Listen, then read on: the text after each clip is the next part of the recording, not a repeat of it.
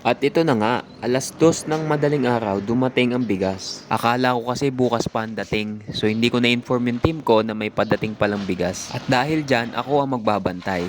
Pero okay lang kasi naalala ko yung dati. Ito yung masasabi kong mga humble beginnings namin 4 years ago. Nung nagsisimula pa lang kami sa negosyo ng asawa ko, halos lahat kami ang gumagawa. Ako taga-bantay, ako taga-buhat, ako taga-deliver, si Mrs.